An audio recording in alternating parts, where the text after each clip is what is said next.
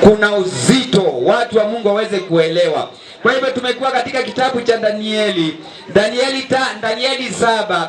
Nitupie hizo picha hapa, nitupie hizo picha hapa, toka hapo, asante. Tumekuwa katika kitabu cha Danieli 7, ndio tuliona picha hizi ambazo zilifunuliwa mtumishi wa Mungu aliyekuwa anaitwa Danieli. Danieli alikuwa ni nabii wa Mungu aliyefunuliwa picha hizi akiwa amelala usingizi. Biblia inasema alikuwa amelala na akaona wanyama wakubwa 4 waliotokea katika bahari. Nimeingia hivyo kwa sababu tumekuwa tukijifunza haya, sitaki isomwe, nataka tu nielezee vile ilivyokuwa. Kwa hivyo Danieli akasema, nilikuwa katika maono wakati wa usiku, tazama nikaona mnyama wa kwanza akitoka katika bahari, na alipoangalia mnyama wa kwanza alikuwa kama simba, na alipokuwa akishungulia, alipokuwa akiwaza, akaona mnyama mwingine wa pili aliyekuwa kama ndubu, aliinuliwa upande mmoja, alikuwa na mbavu 3 katika kinywa chake.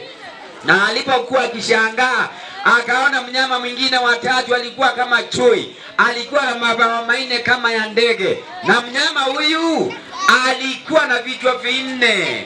Chui alikuwa na vichwa 4 na akapewa mamlaka. Na alipokuwa akiwaza hivyo, tazama, Biblia ikasema akaona mnyama mwingine wa 4.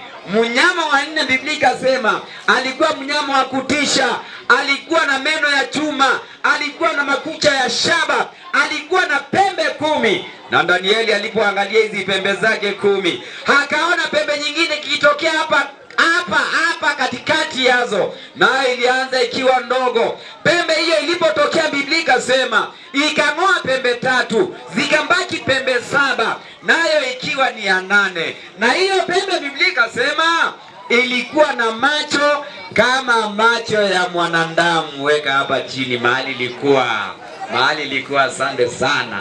Hivyo. Sasa nikawaambia, mnyama wa kwanza simba hakushangaza Danieli, mnyama wa pili hakushangaza Danieli, mnyama wa 3 hakushangaza Danieli. Mnyama aliyeshangaza Danieli alikuwa mnyama wa 4. Lakini kwanza tulipouliza Biblia, tukauliza Biblia hawa wanyama ni nini? Biblia ikasema wanyama hawa wakubwa 4 ni falme 4 zikatakazotokea duniani. Wanyama 4, falme 4 zitakazotokea duniani. Mnyama wa 4, tukauliza mnyama wa 4 ni nini? Biblia ikatuambia mnyama wa 4 ni ufalme wa 4 utakaotokea duniani. Tulipokuwa tukichunguza, tukaangalia mnyama wa kwanza alikuwa ni mnyama gani? Alikuwa ni ufalme wa Babylon Empire iliyokuwa inaongozwa na Nebukadneza miaka ya BC, kabla ya Yesu kuzaliwa. Ufalme huu wa Nebukadneza tukaona ulikuwa na mambo ya ibada ya sanamu. Ulikuwa na tarehe 25 Disemba ambayo tunasherehekea. Kwa hivyo tarehe 25 Disemba ilianza kabla Yesu azaliwe, maana Yesu amezaliwa katika ufalme wa 4. Ufalme wa kwanza ukatolewa na ufalme wa pili kutawala dunia, ufalme wa Wamedi na Wajemi. Wamedi na Wajemi nao walikuwa na nini? Tukaona walikuwa na ibada ya sanamu. Ufalme huu nao ulitawala mpaka mwaka wa 331 BC, kutoka 605 BC. Na ulipotoka ufalme wa 3 ukatawala dunia, ufalme wa Kigiriki uliokuwa unaongozwa na Alexander the Great. Ufalme huu ulileta mambo gani? Tukaona huyo Alexander alikufa kwa sababu ya unywaji wa pombe. Kwa hivyo ni mtu alichangia sana kuharibu miili. Ndio maana mwalimu wa afya anatufundisha vile ambavyo tunastahili kula na kunywa. Tutaona hata kufaa kuna vile Mungu anastahili, anasema tuweze kufaa. Kwa hivyo Mungu anaangalia mwili wako wote, vile unavyofaa, vile unavyokula, vile unavyokunywa, vile unavyojirembesha. Mungu anaangalia sana. Mungu haangalii roho. Unajua kuna watu wanasema Mungu anaangalia roho. Mungu haangalii roho peke yake, anaangalia mwili wako wote, maana ni mwili wa ni hekalu la Roho Mtakatifu. Ufalme wa 4 ni ufalme gani? Usome sasa. Soma sasa Danieli 7. Asante. Danieli 7.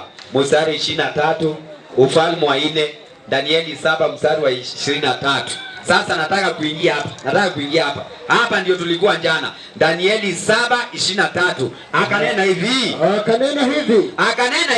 Huyo mnyama wa nne atakuwa ni ufalme wa 4 juu ya dunia. Tulikuwa hapo jana tukaona ufalme wa 4 kutawala dunia. Ulikuwa ni ufalme wa Roma. Roma nikasema ilianza kutawala mwaka wa 168 BC, before Christ. Na Roma ikavunjika mwaka wa 476, kukatokea pembe 10. Danieli 7 mstari wa 7 na 8. Danieli 7 kwa sababu ya wageni. Danieli 7 mstari wa 7 na 8. Baadaye nikaona katika njozi ya usiku. Na tazama, mnyama wa 4 mwenye kutisha, mwenye nguvu, mwenye uwezo mwingi. Haya alikuwa na meno ya chuma. Meno yalikuwa ni ya chuma, makubwa sana. Alikula na kuvunja vipande. Huyu alikula na kuvunja vipande. Na kuyakanyaga mabaki kwa miguu yake. Miguu yake. Umbo lake lilikuwa mbali kabisa na wale wa kwanza. Wanyama wale wa kwanza. Haya alikuwa na pembe 10. 1, 2, 3, 4, 5, 6, 7, 8, 9, 10. Nikaziangalia sana pembe zake. Tazama, pembe nyingine ikazuka kati yao. Ikamea kati yao. Nayo ilikuwa ndogo. Ilianza ikiwa ndogo, ambayo mbele yake pembe 3 katika zile za kwanza zikang'olewa kabisa. Ikang'oa pembe 3, 1, 2, 3. Ikang'oa pembe 3 katika zile za kwanza. Endelea. Na tazama, katika pembe hiyo ulikuwa na macho kama macho ya mwanadamu. Pembe ilikuwa na macho kama macho ya mwanadamu. Na kinywa kilichokuwa kikinena maneno makuu. Danieli akashangaa. Aliposhangaa aliambiwa hii ni nini? Sasa somo mstari 23 ikasema hivi. Anasema hivi. Akanena hivi. Huyo mnyama wa 4 atakuwa ni ufalme wa 4 juu ya dunia. Ufalme wa 4 juu ya dunia. Ufalme wa 4 juu ya dunia tulisema ni ufalme wa Roma. Roma ilipokuwa ikitawala ikaweza kuisha, kukatokea pembe 10. Pembe 10 ni nini? Mstari wa 24 inasema pembe 10 ni nini? Na habari za zile pembe 10. Na habari za hizi pembe 10. Katika ufalme huo wataondoka wafalme 10. Katika ufalme huu wa Roma kukatokea falme 10. Na mwingine ataondoka baada. Kukatokea falme 10. Falme 10 ni gani? Nilitowatajia jana na ninawatajia tena leo. Ya kwanza ni Germany, England, Italy, Portugal, France, Switzerland, Spain, Eruli, Vandals na Ostrogoth. Serikali 10 zikatokea baada ya Roma kuvunjika. Na kuna serikali 3 ambazo hatusisikii leo. Gani? Vandals, Eruli na Ostrogoth. Zilienda wapi? Na mwingine anasema na mwingine ataondoka baada ya hao. Na mfalme mwingine atatoka baada ya hawa. Naye atakuwa mbali na hao wa kwanza. Atakuwa tofauti na hao wengine. Jana niliwaambia huyu alipotokea Biblia inasema ako tofauti kwa sababu gani? Ameshika viti 2. Kiti cha serikali, kiti cha Kaisari na kiti cha Mungu. Ameshika viti 2, kiti cha kiserikali na kiti cha kikanisa. Ndio maana Biblia inasema alikuwa mbali na wenziwe wote. Wale wengine wameshika mambo ya siasa peke yake, lakini huyu maana ni mpinga Kristo mwenye nambari 666 ameshika viti 2, cha ndeni na cha serikali. Ndio maana Biblia inasema naye alikuwa tofauti sana na wale wengine. Endelea. Naye atawashusha wafalme 3. Naye atang'oa wafalme 3. Eruli, Vandals na Ostrogoth. ziling'olewa. Pembe hizi zingine 7 G7 mataifa ya Europa tunayasikia. Ndio niliwaambia ilingawa dunia yetu vikundi, wakachukua nchi, wakangawa. Nikakwambia sisi hapa Kenya tulikuwa tunatawaliwa na mkoloni kutoka Britain, England. Kuna wale ambao wametawaliwa na Germany, kuna wale ambao walitawaliwa na France. Kwa hivyo walingawa dunia yote haya mataifa baada ya Roma kuisha. Lakini sasa ukiangalia ile sanamu ukiangalia ilikuwa imechanganyika nusu udongo na nusu chuma. Maana yake Roma tu, utawala wa Roma tu ndio unaendelea, maana uko na nusu chuma na nusu udongo. Utawala huu wa 4 wa Roma, utawala wa kwanza, wa pili, wa tatu, wa 4 wa Roma, mbinguni ilikuwa imechanganyika nusu chuma, nusu udongo. Ni kuonyesha ya kwamba hiyo Roma tu inaendelea, ingawa mataifa kumi, ingawa yale mataifa 10 yanaongoza, bado nguvu za chuma ziko ndani, bado Roma iko ndani. Sasa ndio kukatokea huyu akang'oa pembe 3 zilizompinga. Pembe 3 ni gani?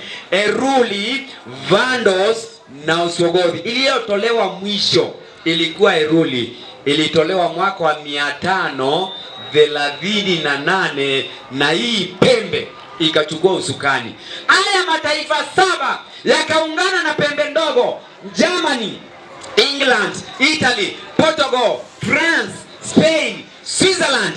Wakaungana na hii pembe ndogo. Walipoungana wakashikamana, nitakwambia walishikamana wakafanya nini? Hii pembe iling'oa pembe 3. Kwa nini ing'oa pembe 3? Mstari 25. Kwa nini pembe ing'oa pembe 3? Mstari 25 inasema, naye atanena maneno kinyume chake aliye juu. Naye atanena kinyume chake aliye juu. Hiyo ni jibu kubwa sana. Hiyo ni jibu kubwa sana ya kuonyesha ya kwamba huyo pembe alipoanza kutawala alishikilia serikali na akaingilia serikali ya mbinguni.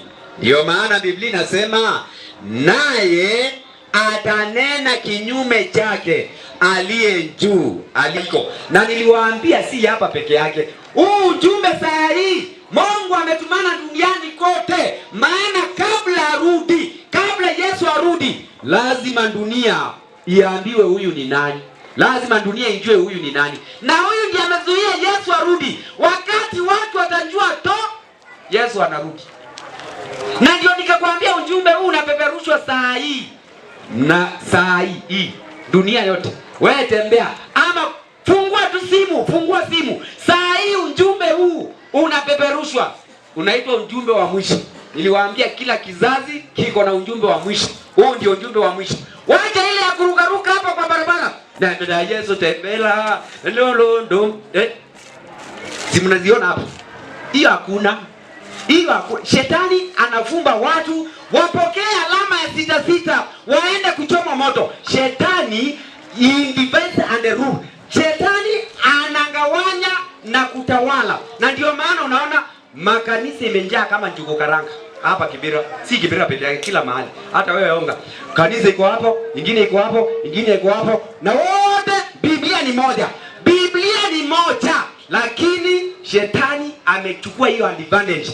Achukue kikundi na Biblia ni moja na hawana amani. Hawapatani. Shetani amengawa watu. Na hii hautaisikia huko. Utasikia nini huko?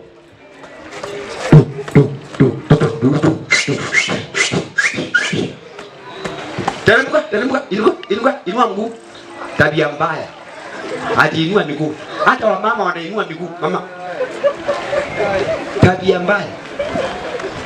Sasa huyu ni nani? Mathayo 24 mstari wa 15. Inasema basi hapo mtakapoliona chukizo la uharibifu. Huyu anaitwa chukizo.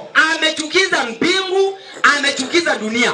Tena ataharibiwa na Mungu. Yesu atakapokuja atamharibu huyu. Anaitwa chukizo la uharibifu. Basi hapo mtakapoliona chukizo la uharibifu, lile lililonenwa na nabii Danieli. Unajua watu wengi hawana Biblia yote. Watu wengine wanabebanga kale ka Biblia ndogo, New Testament. New Testament hiyo tunaitanga nuclear. Hiyo ni nuclear. Hiyo si Biblia. Ati vitabu 20 na ngapi? Na saba. Biblia yote iko na vitabu 66. Na ndio Yesu anaturudisha Agano la Kale. Watu wengine tukihubiri watu wanasema mbona mnahubiri Agano la Kale? Hiyo ni Biblia. Yote ni Biblia. Na Yesu anaambia watu basi mtakapoona chukizo la uharibifu lile lililo neno na nabii Danieli limesimama katika patakatifu. Hili chukizo limesimama wapi? Katika patakatifu. Patakatifu ni kanisani. Huyo ni mpinga Kristo. Tutamtafuta wapi? Tutamtafuta katika ulimwengu wa Ukristo. Mpinga Kristo hako katika hekalu kanisa. Niliwaambia mpinga Kristo si shetani. Watu husema ni shetani. Mpinga Kristo si Muislamu. Umeno. Mpinga Kristo hako katika patakatifu. Wakati utaona amesimama katika patakatifu, asemaye na afahamu. Wale wanaosoma kitabu cha Danieli na Ufunuo wataelewa. Wale hawasomi bado wako kwa giza. Ndio unaona wakisema mambo sawa sawa. Mambo sawa sawa. Yesu akiwa zini mambo sawa sawa. Mambo sawa sawa. Mambo sawa wapi? Ni wapi nasema mambo ni sawa? Biblia inasema hole. Watu wanaambiwa hole. Maana kama msomi hapa, mtakutwa katika giza. Ndio maana Yesu anasema akija hatakuta watu wengi katika giza. Maana waelewi ni kitu gani kinaendelea. Mpinga Kristo ako katika hekalu. Nikawaambia jana, nani mwingine alimuona? Paulo alimuona katika kitabu cha Wathesalonike wa pili 2 mstari wake ni Wathesalonike wa pili 2:3. Anasema mtu awe yeyote asiwadanganye kwa njia yoyote. Maana Yesu haji. Sikia, ndio nimekuambia huyu ndiye amezuia Yesu asikuje. Yesu haji usipokuja kwanza ule ukengeufu. Ukengeufu niliwaambia ni rebellion, apostasy. Watu watolewa katika maandiko ya kweli na waingizwa katika uongo. Niliwaambia dunia wa Kristo wengi wako kwa giza, lakini Yesu anasema wakiingizwa katika giza lazima wafunuliwe, wachague. Lazima watu hapa wachague. Lazima watu kila mahali wapetiwe ujumbe wachague. Wamekaa katika uongo siku nyingi. Mungu anataka watolewe katika uongo, waone ukweli, wafuate ukweli. Baada ya kukaa katika rebellion, baada ya kukaa katika ukengeufu, lazima ukengeufu uje, alafu akafunulia yule mtu wa kuasi. Anaitwa moto wa kuasi. Ameasi Mungu. Paulo anasema ameasi Mungu. Danieli anasema ananena kinyume cha Mungu. Angalia uhusiano uliopo kati ya Danieli na Paulo na Yesu. Yesu anasema anakaa kanisani. Paulo anasema anakaa kanisani. Danieli anasema ni mfalme na ananena kinyume cha Mungu. Endelea. Mwana wa uharibifu. Yesu anasema ataharibiwa. Paulo anamuita mwana wa uharibifu. Endelea. Yule mpingamizi ajinuaye nafsi yake juu ya kila kiitwacho Mungu. Ama kuabudiwa. Niliwaambia anaabudiwa akiwa wapi? Endelea. Hata anaabudiwa akiwa wapi? Hata yeye mwenyewe aketi katika hekalu la Mungu. Anakaa katika hekalu. Anaabudiwa akiwa katika hekalu, akijionyesha nafsi yake kana kwamba yeye ndiye Mungu. Mtumishi wa Mungu kangangari anakaa katika hekalu. Anakaa katika hekalu. Hekalu lake ni ngani? Iko wapi mtumishi? Ufunuo 17. Iko wapi? Anasema nimepiga hatua. Nimepiga hatua, nataka kuonyesha hekalu lake analokaa akiabudiwa. Biblia inasema Ufunuo 17 mstari wa 1 mpaka wa 6. Biblia inasema hivi. Mambo ni moto sasa. Sasa ni moto kabisa. Akaja mmoja wa wale malaika 7. Akaja mmoja wa wale malaika 7. Wenye vile vitasa 7. Wenye vile vitasa 7. Akanena nami akisema. Akanena na Yohana akisema. Njoo huku. Yohana njoo. Nitakuonyesha Yohana wa leo ni wewe. Unasikia maneno haya. Yohana anasema, Yohana njoo huku. Njoo huku nami nitakuonyesha hukumu ya yule kahaba mkuu. Nitakuonyesha hukumu ya yule kahaba mkuu. Angalia. Huyu ni mwanamke. Huyu ni mwanamke. Tena mwanamke huyu anaitwa kahaba. Kahaba ni malaya. Huyu mwanamke anaitwa malaya. Na ni Biblia inamuita malaya. Anaitwa nitakuonyesha hukumu ya yule kahaba mkuu. Atetie juu ya maji mengi. Anakalia maji. Huyo mwanamke anakalia maji mengi. Endelea. Ambaye wafalme wa nchi wamezini naye. Ni kahaba na anazini na wafalme wa dunia. Hata rais wetu Ruto, hata rais wa Uganda, hata rais wa Tanzania, hata rais wa Marekani wanazini na huyu mwanamke kahaba. Anaitwa kahaba mkuu. Anazini na wafalme. Azini na watu ovyo ovyo kama nyinyi. Huyo mwanamke azini na watu ovyo ovyo kama nyinyi. Sasa na raia nao wanafanya nini? Endelea. Nao wakao katika nchi wamelevya kwa mfinyo wa uasherati wake. Hao raia, wewe na mimi, raia wanaokaa katika dunia wamelevwa na mfinyo wa uasherati wake. Anapofanya uasherati, hiyo uchafu anapatia raia wanakunywa. Huenda wewe uko hapo umekunywa kidogo. Huenda wewe uko hapo umekunywa kidogo. Anazidi na wafalme, anatawatia raia. Hii ni mambo gani tunaambiwa? Wewe ngoja tu. Nilisema huu ni unabii. Unabii ni nene, ni injili ya Yesu kwa njia ya mifano. Kuna kitu Mungu anaelezea, anataka kufungua watu ambao waone zaidi. Biblia inasema akanichukua katika roho hata jangwani. Yohana akachukuliwa katika roho hata jangwani. Nikaona mwanamke ameketi juu ya mnyama mwekundu sana. Amekujaa majina ya makufuru. Alikuwa amejaza majina ya makufuru. Kukufuru ni kutukana. Alikuwa na majina ya kukufuru. Mwenye vichwa 7. 1, 2, 3,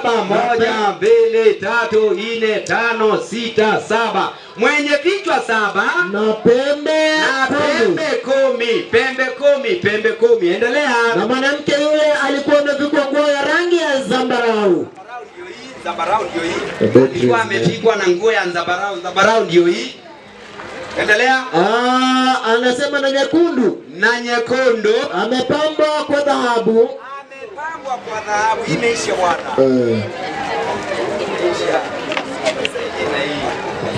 Nisaidie na hii usinimalize. Biblia inasema kama vile makahaba wanajipamba, na huyu alikuwa amejipamba kama makahaba. Unapomwangalia midomo yake ametia lipstick. Unapoangalia masikio yake ameweka mbangili. Unapoangalia kichwa chake ameweka manywele. Asante. Biblia inasema alikuwa amejipamba kama vile makahaba wanapojipamba. Endelea. Mstari wake ni wa 4. Na alikuwa amevaa nguo nyekundu. Amepambwa kwa dhahabu. Na kito cha thamani. Na lulu. Haya alikuwa na kikombe cha dhahabu mkononi mwake. Kilichojawa na machukizo. Na machafu ya uasherati wake. Hii kikombe ndicho kimelewesha raia wamekunywa mvinyo kwa katika hii kikombe. Alikuwa na kikombe anakunywisha watu. Wamekunywa ndio wamelewa. Naye alikuwa na kikombe mkononi mwake. Endelea. Katika kipaji cha uso wake. Kipaji ni hapa. na katika kipaji cha uso wake alikuwa na jina limeandikwa la siri. Alikuwa na jina limeandikwa la siri, na ndio sababu watu hapa hawajamjua. Watu hapa hawamjui maana ako na jina la siri. Alikuwa na jina limeandikwa la siri. Tena liliandikwa namna gani? Liliandikwa in capital letters. Angalia Biblia yako. Imeandikwa in capital letters. Ilikuwa imeandikwa namna gani? Babeli mkuu. Babeli mkuu. Mama wa makahaba. Mama wa makahaba. Nauliza swali. Mama wa makahaba. Mama wa makahaba amezaa. Wacha niruke hapa. Unajua, hebu tusalimiane kwanza. Mlio hapa tusalimiane na mimi. Tusalimiane. Mlio hapa tusalimiane na mimi. Nauliza swali.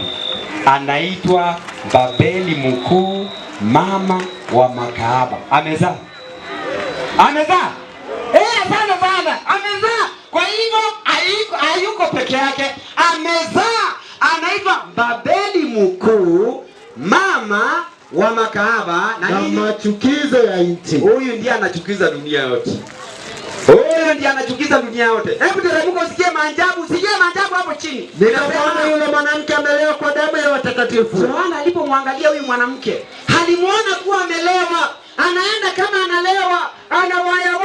Akauliza kwani amekunywa pombe? Yohana akaangalia kama hajakunywa pombe. Alikuwa amelewa na nini? Na kwa damu ya watakatifu. Alimuona kuwa amelewa kwa damu ya watakatifu. Na kwa damu ya mashahidi wa Yesu. Nami nilipomuona nikastaajabu ajabu kuu. Sikia, ile pembe tuliona imeua watakatifu. Huyu mwanamke naye amechinja watu wa Mungu, amekunywa damu ya watu wa Mungu. Pembe ndogo alikuwa ameua watakatifu wa Mungu, alikuwa amewatesa. Sasa na yeye huyu Biblia inasema amekunywa damu ya watakatifu. Niruke huyu niunganishe na hekalu lake. Niruke pembe ndogo niunganishe na hekalu lake. Nami nilipomuona, mstari sasa huo unasema, nami nilipomuona nikastaajabu ajabu kuu. Yohana anasema alipomwangalia alishangaa, kama vile hata wewe na mimi tunashangaa. Alishangaa namna hiyo. Malaika akamwambia hivi, na yule malaika akaniambia, na yule malaika alikuwa anamfunulia haya, akamwambia, kwani kustaajabu? Wewe Yohana, kwa nini unashangaa? Nitakwambia siri ya mwanamke huyu. Na mnyama huyu amchukuae. Mwenye vile vichwa saba. Na zile pembe 10. Asante sana. Sasa tunaingia kufunua. Ni Biblia peke yake inafunua huyu ni nani. Jambo la kwanza tutauliza, mwanamke alikalia maji. Maji ni nini katika unabii? Tena tuulize, mnyama ni nini katika unabii? Tena tuulize, mwanamke ni nini katika unabii? Tupige hatua tena tuulize, huyu mwanamke anaitwa kahaba. Kwa nini anaitwa kahaba? Na tutakuwa tumeanza kufunguka macho, tunaelewa huyu ni nani. Jambo la kwanza, Yohana, wewe tuambie maji ni nini? Wewe Yohana, tuambie huyu mwanamke anakalia maji. Hiyo maji ni nini? Ufunuo hiyo 17 mstari wa 15. Kisha akaniambia, yale maji uliyoyaona, hayo maji unayoyaona, hapo aketipo yule kahaba, hapo aketipo huyu kahaba. Maji ni nene? Ni jamaa. Maji ni jamaa na makutano ya watu na mataifa kama taifa la Kenya, Uganda na Tanzania, na lugha kama lugha ya Kikamba, ya Kikisii, ya Kinjaluo, ya Kikuyu, lugha. Yaani maana ya maji ni nene? Ni makabila ya watu. Ni mwanamke amekalia makabila ya watu. Ni mwanamke amekalia dunia yote. Amekalia makabila ya watu. Hata hapa Kibera huyu yako amekalia makabila yote ya watu. Sasa kama maji ni watu, mnyama ni nini? Danieli 7:23. Danieli 7:23 inasema, akanena hivi, huyo mnyama wa nne utakuwa ni ufalme wa nne utakaotawala juu ya nchi. Tumekuwa tukisoma juu ya wanyama, tukaona wanyama ni falme. Unapoenda pia kitabu cha Ufunuo ukutane na mnyama. Maana ya mnyama ni ufalme. Huu ni ufalme. Ufalme umetoka kwa maji. Ufalme umetoka mahali kuna watu. Ufalme ukatokea mahali kuna watu, na huo ufalme unaendesha mwanamke. Huo ufalme unaendesha mwanamke. Mwanamke ni nini katika unabii? Mwanamke ni nini katika unabii? Inasema Waefeso 5:25. Waefeso 5:25. Mwanamke kiunabii maana yake ni nini? Inasema hivi: enyi waume, sisi wanaume wapendeni wake zenu, tupende wake zetu kama Kristo naye alivyolipenda kanisa. Kama Kristo naye alivyopenda kanisa, akajitoa kwa ajili yake. Sisi wanaume tunalinganishwa na Kristo. Mwanamke naye analinganishwa na kanisa. Biblia inasema sisi wanaume tupende wake zetu kama Kristo naye alivyopenda kanisa, akajitoa kwa ajili yake. Kanisa linalinganishwa na mwanamke katika unabii. Mstari wa 32 inasema hiyo ni kubwa. Paulo anapoongea kuhusu ya mwanaume na mwanamke, anasema alikuwa anaongea kiunabii. Anasema siri ya mwanaume kupenda mwanamke, hiyo ni kiunabii. Alafu ila mimi nanena habari ya Kristo, na kanisa. Mwanamke katika unabii ni kanisa. Wapi tena mtumishi unaweza kuongeza? Ufunuo 21 mstari wake ni wa 9. Yohana alipoonyeshwa mwanamke kwa Yesu, Yohana alipoonyeshwa kanisa la Yesu, alionyeshwa kiunabii. Alionyeshwa namna gani? Mstari wa 9 inasema, Ufunuo 21. Akaja mmoja wale malaika saba, waliokuwa na vile vitasa saba, vilivyojaa yale mapigo saba ya mwisho. Ngoja mtumishi. Kabla ya Yesu kukomboa kanisa lake hapa duniani, Mungu ameruhusu ujumbe huu uhubiriwe dunia kote, na huu ujumbe hautahubiriwa milele. Mungu anakuja kuukata, atafunga mlango vile alivyofunga wakati wa Nuhu. Mungu atafunga mlango, atahubiri ujumbe huu na ataukata mara moja na akiukata atafunga mlango wa neema, na akifunga mlango wa rehema atalete mapigo saba hapa duniani, kama vile Mungu alipiga Wamisri. Wamisri walipigwa mapigo 10, ndio Mungu akakomboa Waisraeli kutoka katika Misri. Vivyo hivyo kanisa la Yesu, kabla Yesu arudi, atafunga ujumbe huu, na akifunga ujumbe, Biblia inasema hatalete mapigo 7 ya mwisho.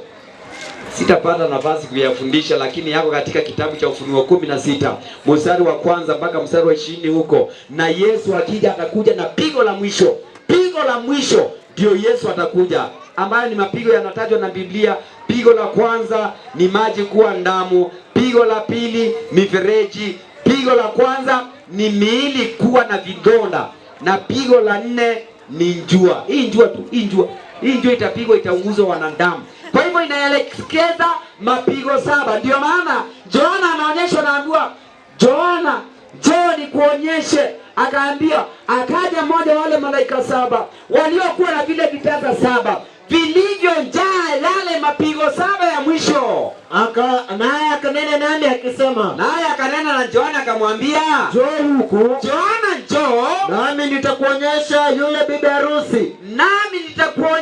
yule bibi harusi, mke wa mwana kondoo, mwanamke wa Yesu. Katika Biblia, katika unabii, wanawake ni wawili.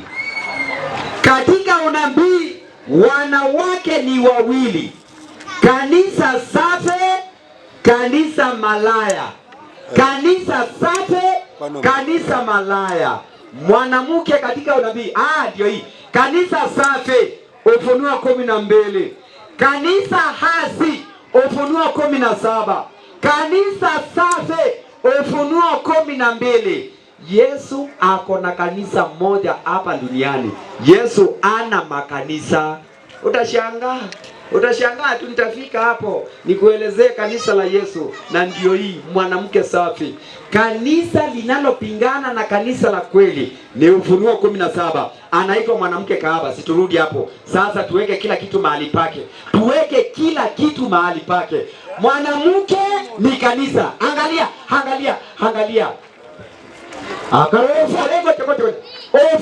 Sasa nawawekea maneno. Ufalme ukatokea duniani na ukaanzisha kanisa la kiserikali, serikali inayotawala dunia yote, ikaanzisha kanisa ambalo linaitwa kanisa kahaba, mwanamke kahaba. Ni ufalme gani huu? Yohana anaonyeshwa ulikuwa unatawala wakati wa Yohana. Ni ufalme uliokuwa unatawala wakati wa Yohana, na huu ufalme ukaanzisha kanisa la kiserikali. Ufunuo 17 ndio tumeona. Sasa ni ufalme gani huu? Yohana 11:47-48. Na tutajua huyu mwanamke ni nani. Saa hii tutamuelewa ni nani. Tutamuelewa. Biblia inasema hivi: basi wakuu wa makuhani na Mafarisayo wakakusanya baraza. Ni ufalme gani ulikuwa unatawala wakati wa Yohana? Biblia inasema basi wakuu wa makuhani wakakusanya baraza. Yohana ndiye atatuelezea hiyo maneno. Wakasema tunafanya nini? Maana mtu huyu afanya ishara nyingi. Maana Yesu anafanya ishara nyingi na miujiza. Tukimwacha Yesu hivi, Waisraeli ndio walikuwa wanasema tukimwacha Yesu hivi watu wote watamwamini. Dunia itamwamini Yesu, na Warumi watakuja, na Waroma watakuja, watatuondolea mahali petu na taifa letu. Wakati wa kuzaliwa kwa Yesu Yesu alikufa kaacha utawala wa Roma. Roma ilitawala mpaka mitume walimeuawa wakati wa Roma. Roma ndio ilikuwa inaua watu wa Mungu. Ndio unaona mnyama akiwa mwekundu. Roma ilikuwa inapingana na injili ya Yesu. Walikuwa wanapingana na injili ya Yesu. Roma walipingana na injili ya Yesu. Walimuua Yesu. Wao ndio walimsulubisha Yesu. Adhabu ya Roma ilikuwa watu kuwekwa katika misalaba. Waisraeli walikuwa wakipinga watu mawe, lakini Roma ilikuwa ikiua watu, ndio iliua Yesu. Waisraeli walipeana Yesu kwa Waroma, serikali ya Roma ikamweka katika msalaba. Ndio maana Biblia inasema ufalme uliokuwa unatawala dunia enzi za mitume, Yohana anapofunguliwa maneno haya, ni ufalme wa Roma. Roma ikaanzisha kanisa la kiserikali. Tuweke kila kitu mahali pake. The Roman Empire ikaanzisha the Roman Church. The Roman Empire ikaanzisha the Roman Church. Naweza funua na maandiko mengi sana. Hiyo ni kanisa la Kiroma. Ufunuo hiyo 17 mstari wa 18. Hebu tusikie Yohana anasema huyu ni nani? Yohana anasema huyu ni nani? Hebu sikia. Yohana anasema huyu mwanamke ni nani? Hebu sikia. Na yule mwanamke uliyemwona. Nataka upanue masikio na macho. Panua masikio na macho. Biblia inasema na yule mwanamke uliyemwona ni mji ule mkubwa, ni mji ule mkubwa wenye ufalme juu ya wafalme wa dunia. Ni mji mkubwa wenye ufalme unaotawala dunia yote. Maji ni dunia yote. Ufalme huu unatawala dunia yote. Mji mkuu wa Roma ulikuwa ni Vatican. Pembe ndogo, Vatican City ndio makao makuu ya kanisa la Kiroma. Vatican City ni makao makuu ya kanisa la Kiroma. Ndio maana na inaitwa St. Peter's Square.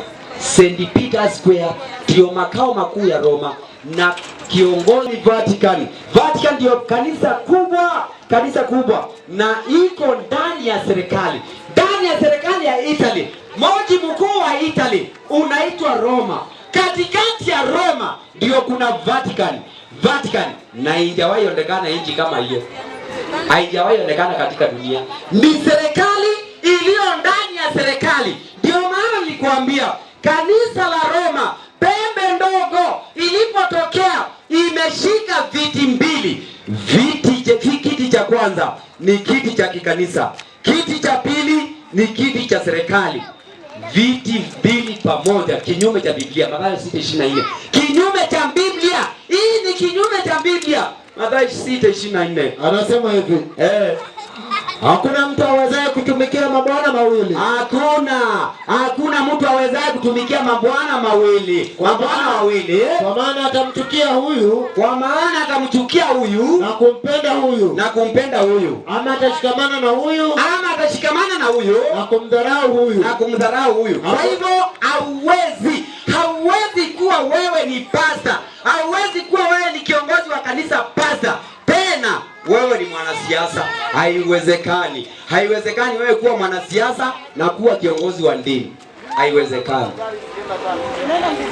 Na ndio maana kanisa la Mungu hauwezi pata pastor ni mwanasiasa. Hii kanisa la Mungu tuliona hauwezi pata pastor ni mwanasiasa. Lakini walio pande hii wako katika siasa. Kwa nini siasa? Kwa nini tusiingie siasa wa Kristo? Kwa nini tusiingie siasa? Pastor kwa nini asiingie siasa? Kwa sababu siasa zinaitwa siasa. Siasa maana yake siasa. Nikija Simon mtu mbaya. Nitapaka Simon matope. Alafu nimwambie mkinichagua.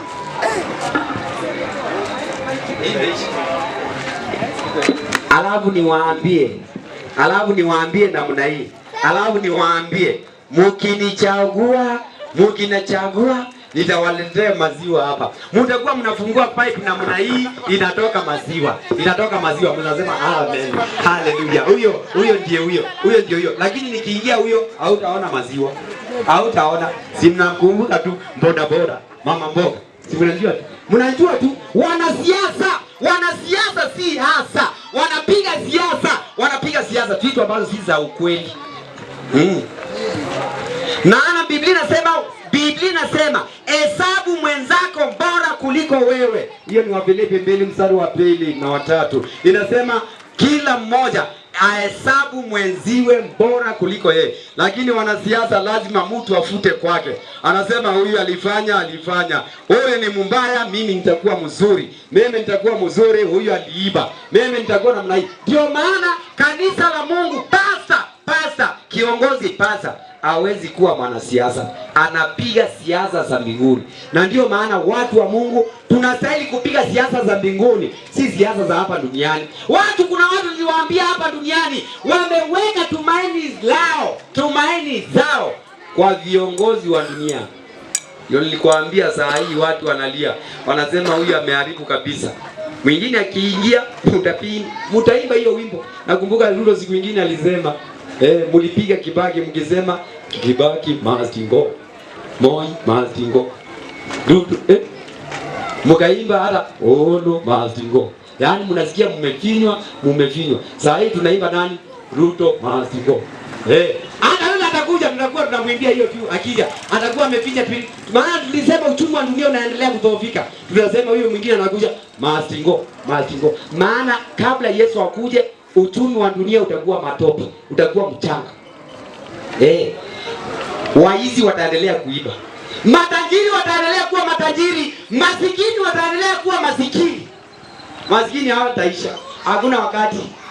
Wacha tu kudanganywa na viongozi. Wakikwambia ati tunataka kuweka maisha ya watu hapo. Hakuna. Biblia inasema masikini anaendelea kuwa masikini, tajiri anaendelea kuwa tajiri. Huyo ni nani? Ufalme huu ulikuwa na majina ya makoforo. Kokoforo ni kufanya namna gani? Tumeona hii ni serikali ya Vatican. Ni kanisa la Kiroma. The Roman Empire ikaanzisha the Roman Church. Mwanamke kahaba, the Roman Church. Kanisa la Roma. Hii ni kanisa la Roma. Kwa nini Biblia inasema mnyama? Katika Ufunuo 17 mstari wa 3. Ilisema mnyama alikuwa na majina ya makoforo. Kokoforo ni kufanya namna gani? Hebu soma hiyo 17 mstari wa 3. 17 nilikuwa nishafika Luka. Anasema hivi, akanichukua katika roho. Hata jangwani. Nikaona mwanamke ameketi juu ya mnyama mwekundu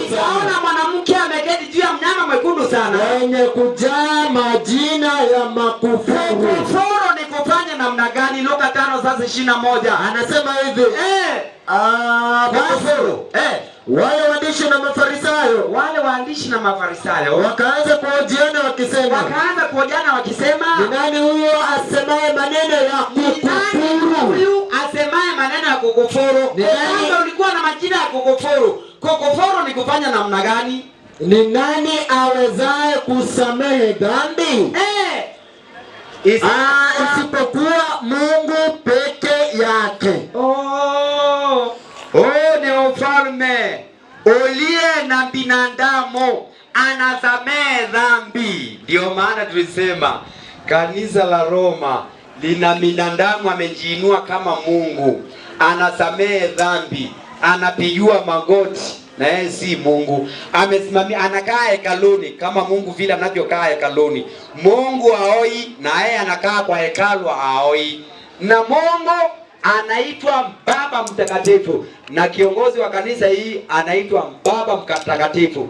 Kukufuru, anakufuru, anatukana Mungu. Yaani ako kinyume cha Mungu. Ndio maana Biblia inasema pembe ndogo halinena kinyume cha Mungu. Ufalme huu uko na majina ya makufuru, unatukana Mungu, uko kinyume cha Mungu. Mwanamke huyu Biblia ikasema anaitwa kahaba. Kanisa hili linaitwa kahaba. Kwa nini kahaba? Kwa nini anaitwa kahaba? Ni wakati gani ambao mwanamke anaitwa kahaba? Ni wakati gani mwanamke anaitwa kahaba? Ezekieli 16 mstari wa 33 inasema hivi, naanzia 32. 33 inasema watu wa 32. Mke wa mtu azinie. Ndio hiyo. Mke wa mtu azinie. Huyu anaitwa kahaba. Sikia. Akaribisha mke wa mtu azinie. Yaani mwanamke ambaye ameolewa kwa ndoa anayezini nje. Mke wa mtu azinie. Endelea. Akaribishaye wageni, anayekaribisha wageni badala ya mumewe. Mwanamke anazini ni mgani? Ni mwanamke ambaye bwana wake akienda kazi anaenda kwa waume wengine, wanaenda kwa waume wengine, anaenda kupeana kwa watu wengine. Huyo mwanamke anaitwa kahaba. Hello Joma. Na kama hapa iko tabia hiyo tuache. Kama kuna tabia za aina hizo uache. Kaa na mume wako. Mwanamke anayekaribisha waume wengine, huyo anaitwa kahaba. Sasa kanisa linaweza kuwa na mwanamume aje? Kanisa ni mwanamume wa kanisa ni nani? Nani mume wa hii kanisa? Nani mume wa kanisa? Isaya 54 mstari wa 5. Nani mume wa kanisa? Sikia hapa inasema hivi. Isaya 54:5 inasema hivi. Anasema hivi. Kupata.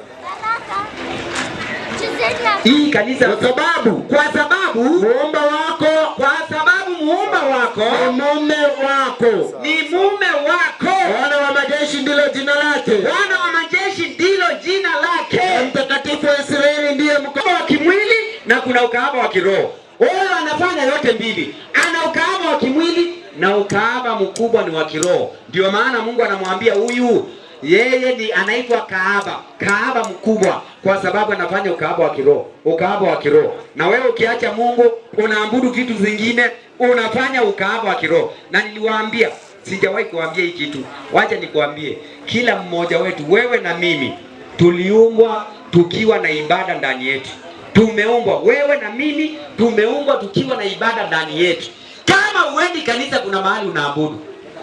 Kuna watu wananitembeleanga asubuhi, tuseme siku ya leo ya Jumapili. Wananiambia mimi nataka kwenda kanisa. Namwambia unaenda kanisa wapi? Hapo kwa Mbaa. Na ni kweli. Mbaa ni kanisa, Mbaa ni makanisa, Mbaa ni ibada, Mbaa ni ibada. watu hawajajua, watu hawajaijua hiyo mbaa. Wanaenda kwa mbaa, hiyo ni ibada. Ndio maana ni ibada, iko na kucheza, hiyo wanachezea cheza tena, wanachezea Mungu anaitwa mbaa. Mtumishi, mbaa ni nini? Wewe usiende huko. Nataka kuelezea maneno mazito hapa. Mbaa ni lugha gani? Mbaa ni lugha gani? Hiyo inanipita. Huyo pia. Wewe, wacha niruke hapa. Mbaa ni nani? Mbaa ni nini? Hiyo inaitangwa mbaa. Si mnaonanga mbaa? Ati mtu atasema hiyo ni kizungu. Hakuna, ende uangalie dictionary kama mbaa ni kizungu. Mbaa ni miungu. Mbaa ni Mungu. Hiyo ni miungu. Na ni miungu inachezewa huko. Inakatikiwa huko. Wanakatika kila aina ya ngoma na muziki. Sasa usome hapo. Utasoma hapo ama kwanza tumalize ile tulikuwa. Unajua nikihubiri mafungu inakuja mengi kabisa. Hiyo iko katika Isaya, ndio? Isaya 5:11. Lakini kwanza usome hiyo nilikuwa Yeremia 3:9. Na hata ikawa kwa sababu alikuwa mwepesi wa kufanya ukahaba, Waisraeli walipomwacha Mungu, Biblia inasema walikuwa wepesi wakaacha Mungu, walikuwa wepesi wa kufanya ukahaba. Nchi katiwa unajisi, naye akazini na mawe na miti. Israeli akazini na mawe. Hata wewe unaweza zidi na mawe. Akazini na mawe na miti. Yaani kiroho walienda kuabudu mawe, wakaenda ibada ya miti. Unapoenda ibada ya miti, ibada ya mawe, unaabudu Mungu mwingine. Unafanya ukahaba wa kiroho. Ndio nikakwambia kila mwanadamu wote ameumbwa na ibada ndani yake. Na si ibada peke yake, umeumbwa na muziki ndani. Wewe weka ngoma hapa tu. Weka ngoma ndio unjue. Wewe mtoto huyu mwekee ngoma na hujamfundisha, mwekee ngoma. Utaona tu akifanya namna hii. Na hujamfundisha maana ameumbwa na muziki ndani, ameumbwa na ibada ndani. Anaabudu. Ndio nikakwambia mwanadamu ameumbwa na ibada ndani yake. Ibada. Kama uendi kanisa, kuna mahali unaenda. Na mahali unapoenda unafanya ukahaba wa kiroho. Sasa kanisa hili Biblia ikasema huyu anaitwa kahaba mkuu. Ameacha mume wake wa ndoa. Mume wake ni Mungu. Ameacha Mungu namna gani? Yohana 1:1. Hapo mwanzo kulikuweko neno. Biblia inasema wapi Biblia? Sasa mnasema Biblia inasema na iko hapo. Biblia inasema hapo mwanzo kulikuwako neno. Naye neno alikuwako kwa Mungu. Naye neno alikuwako kwa Mungu. Naye neno alikuwa Mungu. Naye neno alikuwa ni Mungu. Nitamaliza saa hii. Nataka nimalize saa ngapi kwanza? Ukioni na katika saa 2 kabisa. Tamaliza. Saa 2 imefika na nilikuwa nataka tukifika saa 2 nimalize. Sasa tamalizia pale.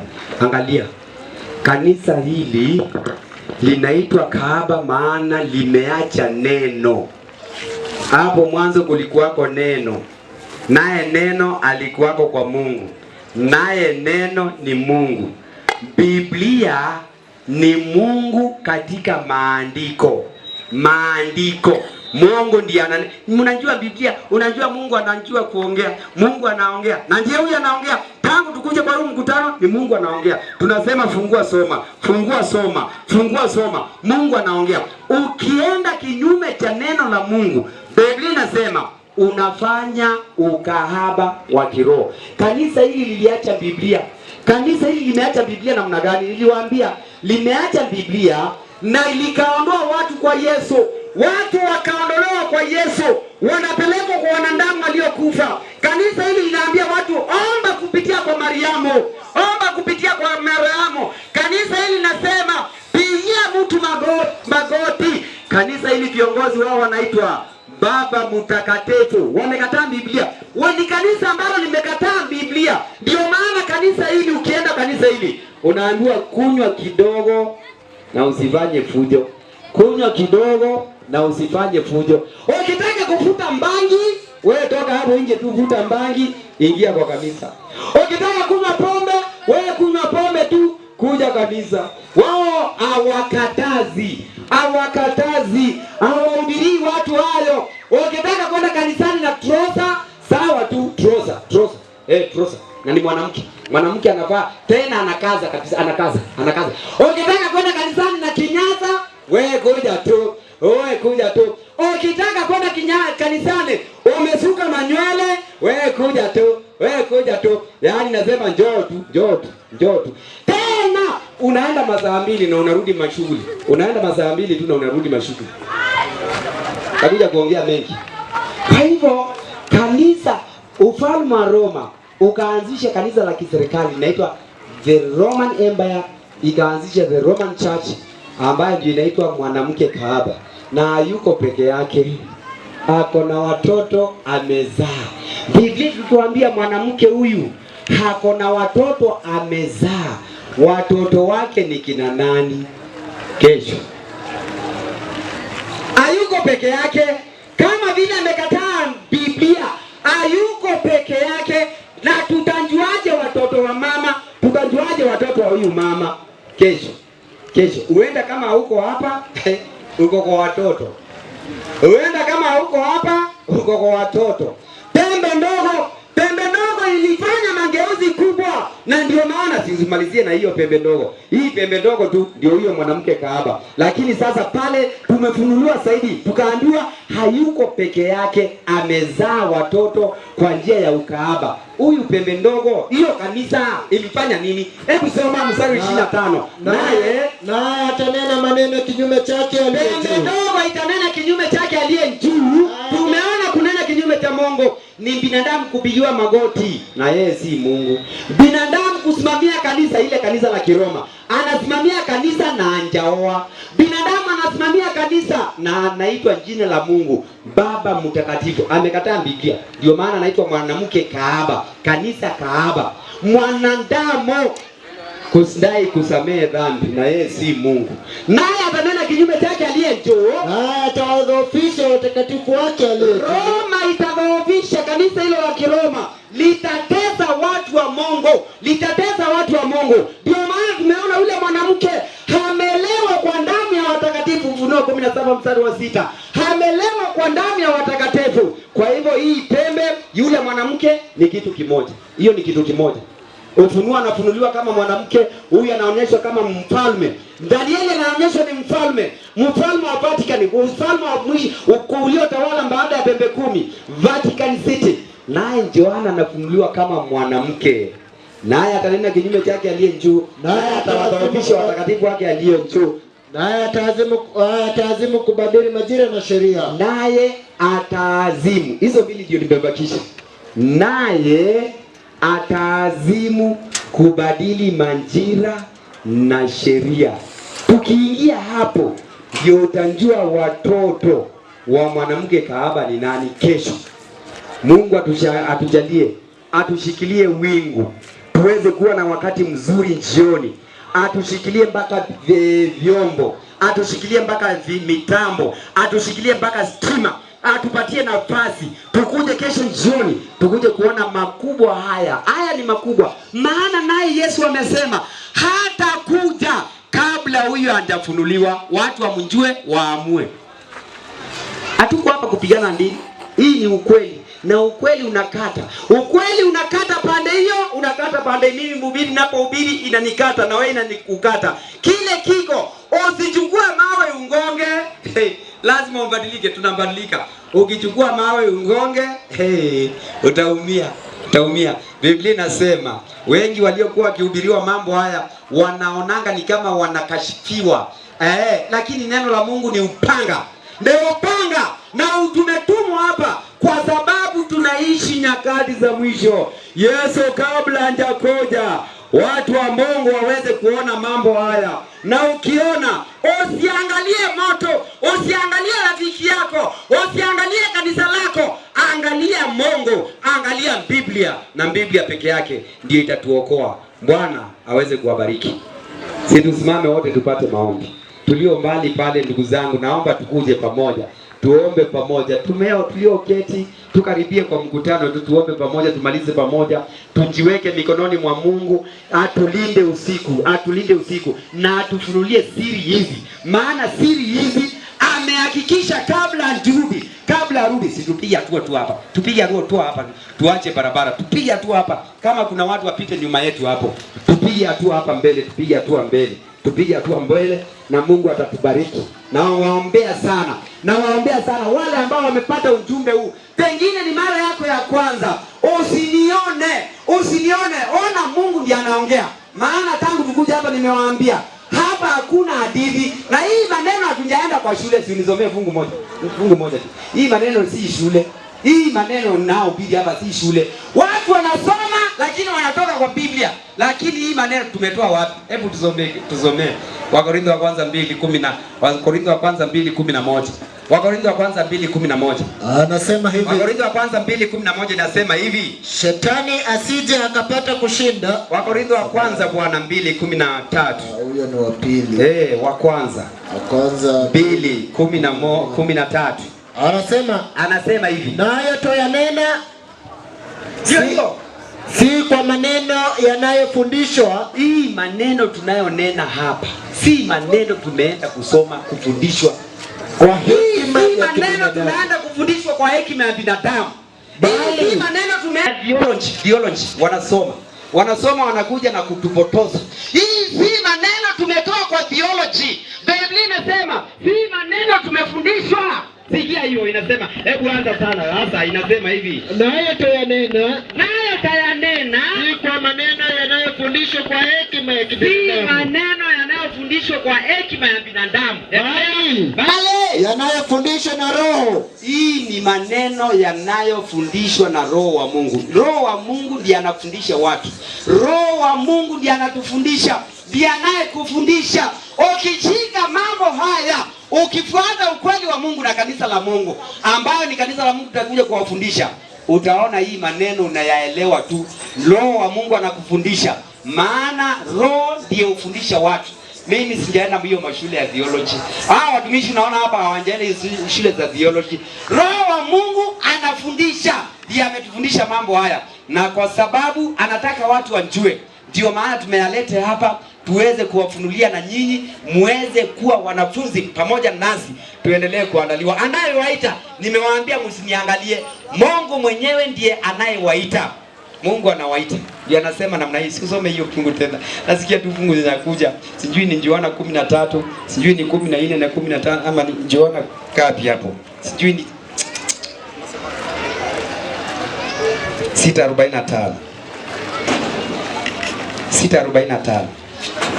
Yohana 6:45 anasema hivi. Imeandikwa katika manabii. Na wote watakuwa wamefundishwa na Mungu. Na wote, ndugu zangu na dada zangu, Mungu ndiye anatufundisha. Unaweza enda kwa elimu usome theology, utakuwa tuna hekima ya kusoma Biblia na Kizungu na nini, lakini tukumbali Mungu atufundishe. Mungu atatufundisha namna gani? Kwa kuomba. Tunaomba Mungu atusaidie kuelewa Biblia, na ukisikia sauti ya Mungu ikiongea, Roho wa Mungu atakuonyesha njia na kuambia njia ndio hii. Usiwe una sita, usiwe unafanya moyo wako mgumu, maana Mungu ndiye anakuita akufundishe. Anataka kufundisha maneno haya, na wewe uendelee kuandaliwa mpaka kurudi kwa Yesu. Bwana wabariki, Bwana walinde. Naomba mtumishi wa Mungu ndugu Magumbo, njoo ufanye maombi. Kumbuka watu wa Mungu walio na shida mbalimbali, walio wagonjwa, Mungu akaweze kuwaponyesha. Wale ambao wamekaa hapa, msione hasara, Mungu aweze kuwabariki. Mahali ambapo pengine kuna shimo, akaweze kujaza hilo shimo. Mahali ambapo una upungufu, Mungu akaweze kukusikia kilio chako na akaweze kukubariki. Karibu mtumishi wa Mungu kwa ajili ya kufunga na ombi. Nashukuru kabisa, na Mungu atubariki sisi zote, na kesho tukuja kwa sababu ya kusikiza injili ya Bwana. Na tuombe. Mtakatifu, Muumbaji, Mfalme, tunashukuru jina lako. Asante kwa sababu kipindi ambacho kimeisha, Mungu wa neema. Tumefika tamati ya siku ya leo, Mungu wa neema. tunapoenda kutawanyika, mfalme wa ajabu pamoja nasi. Asante kwa sababu watoto wako tumepokea na tumesikia jinsi upendo mwenyewe Mungu wangu.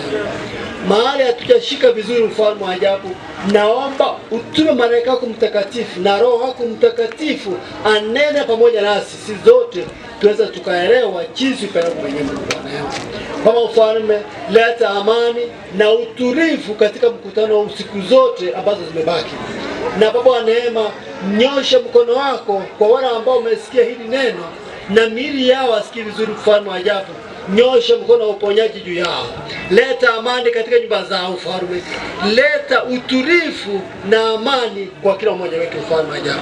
Asante kwa sababu wewe ni mwaminifu na utatenda kulingana na mapenzi yako, na ni katika jina takatifu la Yesu Kristo ni Bwana mkombozi wetu. Amen. Amen. Asante, tuweze kuwa na usiku mwema, usiku mtulivu. Mungu